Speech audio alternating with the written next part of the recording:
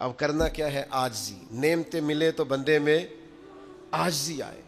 وہ یہ نہ کہتا پھر شکر ہے جی اللہ کا بڑا فضل ہے جی 300 بندے کو رمضان میں راشن بانٹتا ہوں، شکر ہے اللہ کا جی غریبوں کی مدد کرتا ہوں، میں نے جی ساری زندگی بہن بھائیوں کا بڑا. یہ شکر نہیں کر رہے آپ، یہ آپ بڑھوتری بیان کر رہے ہیں، تکبر نہیں. ڈھیر سارے لوگ ہیں جن کے پاس پیسہ آیا رویہ بدل گیا، اقتدار آیا رویہ بدل گیا، 4 دن تازگی آئی رویہ بدل گیا، حالات بدل گئے. اگر آپ ناراض نہ ہوں تو جب تک دکھ تھے تسبیح بھی چل رہی تھی، جب تک تکلیف تھی سجدے بھی ہو رہے تھے. آسانی ہوئی ہے تو سب بھول گئے، یاد ہی نہیں رہا. میرے عزیزو یاد رکھنا کہ تکبر نہیں، اللہ کی نعمت پر کبھی تکبر نہیں، ہمیشہ عاجزی، جھک جانا. بڑی سادی مثال ہے اور سب کو یاد ہے. درخت کو پھل لگ جائے تو ٹہنیاں جھک جاتی ہیں، اور جھکنے کا مطلب یہ ہوتا ہے کہ پھل لگا ہوا ہے. اور اگر درخت کھڑا ہو، ٹہنیاں بھی کھڑی ہوں، اکڑی ہوئی ہوں، تو اس کا مطلب یہ ہے کہ پھل کوئی نہیں. جو بندہ آپ کو جھکا ہوا ملے نا، عاجزی کرتا ملے، سمجھو پھلدار ہے.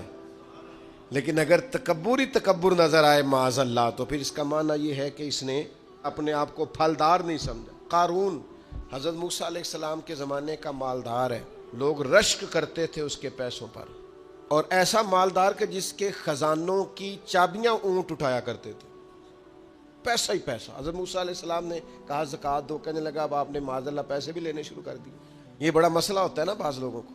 تو بہت سارے لوگ اس کے آنے جانے پر رشک کرتے تھے، لیکن پھر تکبر کیا نا اس نے، نعمت پر شکر کی بجائے تکبر کیا نا، تو اللہ نے زمین کو حکم دیا، رب کریم نے اسے زمین میں مال اور خزانے سمیت دھسا دیا، زمین میں غرق ہو گیا. کیوں؟ کہ اللہ کی نعمت میں متکبر ہے.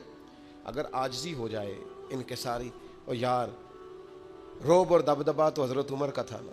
24 لاکھ مربع میل پہ حکومت تھی، دنیا ڈرتی تھی، امن تھا. عمر ہوتی تھی دنیا میں، اور عمر باغ میں کھڑے ہو کے کہتے تھے اچھا خطاب کا بیٹا اور امیر المومنین، اچھا اب تو امیر بن گیا ہے، یاد رکھنا. خود اپنے آپ سے خطاب کر، یاد رکھنا صحیح چلنا، ورنہ قیامت میں رب کا سامنا نہیں کر سکے گا. تو اپنے آپ سے خود احتسابی. خاتون ہیں بڑی نیک، تاریخ میں گزری ہیں. تو وہ کہتی ہیں کہ میں ایک جگہ بیاہ ہی گئی، میری پہلی شادی ہوئی ایک جگہ پہ. تو دروازے پہ کوئی بھیک مانگنے والا آیا اور اس کی حالت بڑی خستہ تھی. تو میرے شوہر نے نا اسے ڈانٹ دیا. میں نے اپنے شوہر سے کہا اللہ کا ہم پر فضل ہے اور اس کی حالت بڑی پتلی ہے، لگتا ہے کئی دنوں سے روٹی نہیں کھائی، تو 4 پیسے دے دیں تو حرج کیا ہے. کہنے لگا قطن نہیں، میں نے منع کر دیا تو ختم ہو گئی بات. تو بی بی کہتی ہے میرے پاس اپنے ذاتی پیسے بھی پڑے ہوئے تھے جو میکے کی طرف سے مجھے ملے تھے. تو ذرا میرا خامد سائڈ پہ ہوا تو میں نے نظر بچا کے نا اس فقیر کو 4 پیسے دے دیے، چونکہ زیادہ ہی اس کی حالت بگڑی ہوئی تھی. تو کہتی میں پیچھے پلٹی تو شوہر پیچھے کھڑا تھا، اس جرم میں کہ میں نے ایک فقیر کو بغیر اجازت پیسے دیے اس نے مجھے طلاق دے دی. کہتی ہیں بڑی تکلیف میں تھی اور اپنے دل میں سوچتی تھی مالک میں نے تو تیرا بندہ جان کے اس کی مدد کی ہے اور مجھے یہ سزا ملی ہے. فرماتی ہیں عدت گزر گئی، میرا والد پریشان تھا، پھر ایک رشتہ آیا، میرا نکاح ہو گیا، لیکن اللہ نے مجھے اتنا اچھا شوہر دیا، اتنا نیک شوہر دیا، اتنا کمال آدمی. فَإِنَّ مَعَ الْعُسْرِ يُسْرًا إِنَّ مَعَ الْعُسْرِ يُسْرًا. مشکل کے بعد اللہ آسانی دیتا. کمال شوہر اللہ نے مجھے دیا، نیک، صالح، محبت کرنے والا. فرماتی ہیں اسی طرح میں ایک دن اپنے شوہر کے ساتھ بیٹھی تھی، دروازے پہ دستک ہوئی تو میں شوق میں اٹھی، اپنے شوہر سے کہا میں دے کے آؤں فقیر کو. کہنے لگا جتنا مرضی دے دو. کہتے ہیں دروازے پہ گئی تو میری چیخ نکل گئی، اس لیے کہ دروازے پہ جو مانگنے آیا وہ میرا پہلا شوہر تھا. بے پرواہی ویکھ سجن دی جتھے کسے دی پیش نہ جاوے. انہیں مالاں والے در در رولے تے منگتے ہیں تخت بٹھاوے. اوے سجنا ہو کسے نو کارا مل دئی، کوئی کعبے ہو خالی آوے. وہ میرا پہلا شوہر دروازے. اتنے وہ بھی تڑپ گیا. کل تک تکبر تھا، غرور تھا کہ ہم مالدار ہیں، ہم کسی غریب کو کیا دیں. لیکن آج یہ حال ہے کہ وہ خود دروازہ بھیک مانگ رہا تھا. نہ قدری، نہ شکری، تکبر یہ زوال نعمت کا باعث بنتا ہے. انسان کے پاس سے نعمت رخصت ہونے لگ جاتی ہے.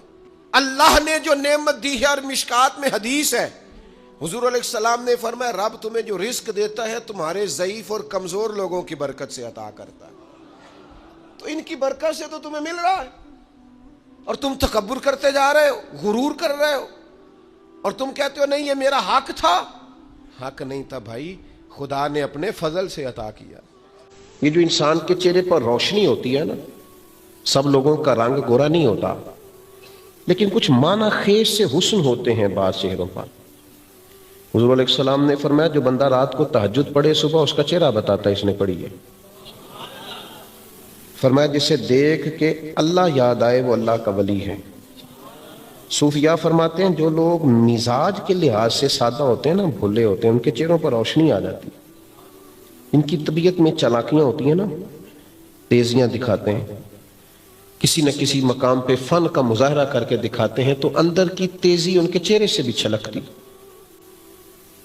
اور جو لوگ اپنی باطنی لحاظ سے اللہ سے جڑے ہوتے ہیں، رنگ زیادہ گورے نہ بھی ہوں، لیکن آپ بعض بزرگوں سے مل کے دیکھیں، یعنی ان کے قریب جائیں تو میں نے اس کو اتنا دیکھا جتنا دیکھا جا سکتا تھا، آخر پھر بھی 2 آنکھیں تھیں، کتنا کو دیکھا جا سکتا تھا۔ اللہ کے محبوب نے فرمایا اچھا سوچنا بھی اچھی عبادت ہے، کچھ نہ کر بس سوچا صحیح کر، تم مثبت رہا کر، تیرا مزاج مثبت ہونا چاہیے۔ اللہ کے محبوب کی سوچوں میں جو حسن و جمال تھا، سوچوں میں، یعنی 10 دن حضور نے طائف میں قیام کیا، یہاں آدھا گھنٹہ میرے جیسے شخص کو آپ انتظار کرائیں تو ہمارا ذہن خراب ہو جاتا ہے، حد ہو گئی ہے، میں کب سے بیٹھا ہوں، توجہ ہی نہیں کر رہے۔ 10 دن حضور رہے اور انہوں نے پھول نہیں پھینکے، روڑے مارے، ایک بندے نے بھی کلمہ نہیں پڑھا۔ تو کیا رد عمل کے طور پر بندے کی سوچیں، میری اور آپ کے جیسے لوگوں کی سوچیں سخت ہو نہیں جاتی؟ وہ تلخ بولے تو کس قسم کی بدگو، اچھا ہم یہ بھی نہیں سوچتے کہ ہو سکتا ہے بیچارہ بیمار ہی ہو سکتا ہے کسی اور کا غصہ نکل رہا ہو، کوئی گنجائش دینے کو تیار نہیں ہوتے، لیکن انہوں نے اتنا سخت عمل کیا ہے، اس کے جواب میں سخت رد عمل بھی آ سکتا ہے۔ لیکن جب محبوب واپس آ رہے تھے، طائف سے ایک جگہ پہ بیٹھے تھے، تو جو غلام ساتھ تھے انہوں نے عرض کی یا رسول اللہ کریں دعا یہ تباہ ہو جائے، چونکہ جو انہوں نے کیا ہے اس کا نتیجہ یہ ہے۔ عرب کی جو روایتی مہمان نوازی ہوتی تھی، کسی کو بٹھانا، چائے دینا، وہ تک اس کا انہوں نے خیال تک نہیں رکھا، کریں دعا یہ تباہ ہو جائے۔ تو جس طرح بندہ چھوٹے بچوں کے بارے میں دعا نہیں کرتا کہ ابھی نہ سمجھ ہیں، حضور نے ہاتھ اٹھا کے کہا اے اللہ انہیں ہدایت دے دے، انہیں پتہ کوئی نہیں یہ کیا کر رہے ہیں، ابھی شعور نہیں رکھتے، عقل نہیں رکھتے، فہم کی اس بلندی پر، انہیں ہدایت دے دے۔ زندگی اور موت اللہ کے دست قدرت میں اور پکا ہو جائے۔ حضرت مولا علی شیر خدا رضی اللہ تعالیٰ عنہ سے کسی نے کہا تھا کہ آپ کو دیکھا ہے کہ آپ بہت سارے معاملات میں حفاظت ہی نہیں کرتے، ایسے جدھر مرضی نکل جاتے ہیں، تو آپ فرمانے لگے موت خود سب سے بڑی محافظ ہے، وقت سے پہلے آتی نہیں، اتنی دیر بندے کی حفاظت کرتی ہے جتنی دیر اس کا وقت نہ آ جائے۔ طاقتور رہیں، یہ جو ہمارے لوگ بڑی جلدی بزدل ہو جاتے ہیں، پریشان ہو جاتے ہیں، بالخصوص غریب لوگ، کمزور لوگ، مالداروں کے، امیروں کے، اور دیکھتے ہیں کسی شخص کو کسی بڑے عہدے پر متمکن ہے تو بڑی جلدی احساس کمزوری پیدا کرتے ہیں۔ ان کو سمجھنا چاہیے اللہ تبارک و تعالیٰ کی ذات پر بھروسہ اس چیز کا نام ہے کہ انسان ذہنی طور پر طاقتور ہو جائے۔ حضرت عبداللہ ابن عباس رضی اللہ تعالیٰ عنہ فرماتے ہیں مجھ سے میرے نبی کریم علیہ السلام نے فرمایا اے عبداللہ ایک بات کو یاد رکھ لے، یہ سارے نوجوان اس حدیث کو یاد کر لیں۔ حضور فرمانے لگے عبداللہ سارے دنیا دار مل کے بھی تیرا کچھ سنوارنا چاہے سنوار نہیں سکتے جب تک رب نہ چاہے، اور فرمایا سارے دنیا دار مل کے تیرا کچھ بگاڑنا چاہیں تو بگاڑ نہیں سکتے جب تک رب نہ چاہے۔ ڈرنا کس بات کا، سہمنا کس لیے، پریشان کیوں ہونا؟ عقیدہ توحید مضبوط رکھیں۔ اور دوسری بات ہے عقیدہ رسالت۔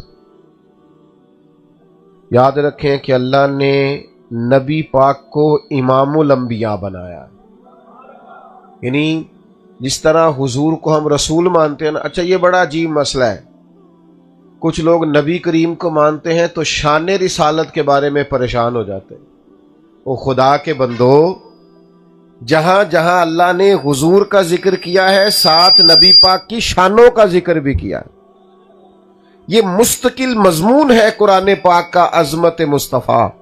دیکھیے یا ایھا النبی انا ارسلناک شاہدا ومبشرا ونذیرا. صرف نبی نہیں کہا اے محبوب ہم نے آپ کو گواہ بھی بنایا ہے، خوشخبری دینے والا بھی بنایا ہے، ڈر سنانے والا بھی بنایا ہے. عظمت مصطفیٰ ایک پورا عنوان ہے قرآن پاک.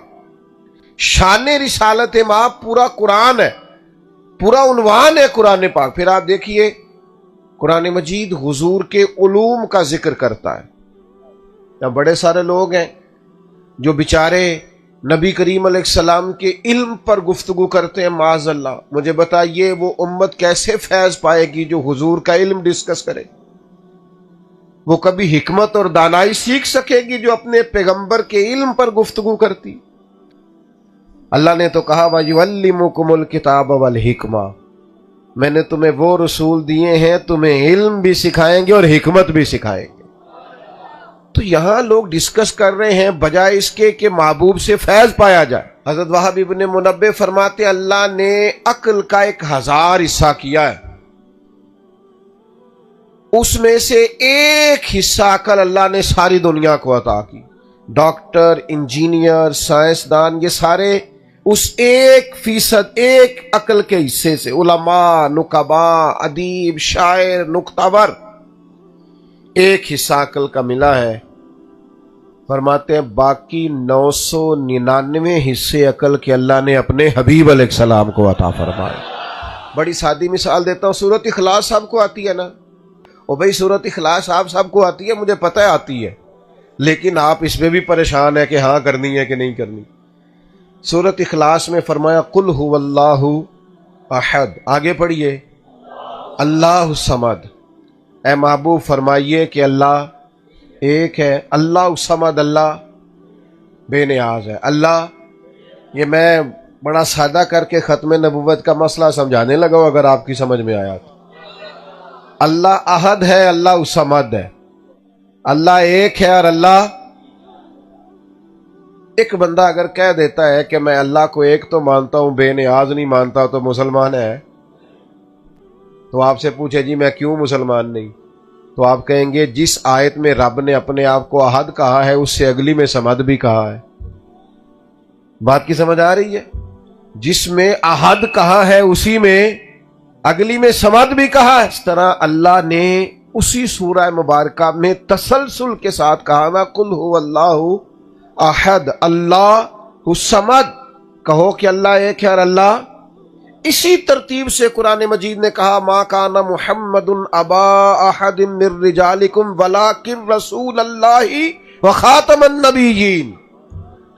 محمد صلی اللہ علیہ وسلم مردوں میں کسی کے باپ نہیں ہے، لیکن وہ اللہ کے رسول ہیں اور نبیوں میں ولکن رسول اللہ وخاتم النبیین.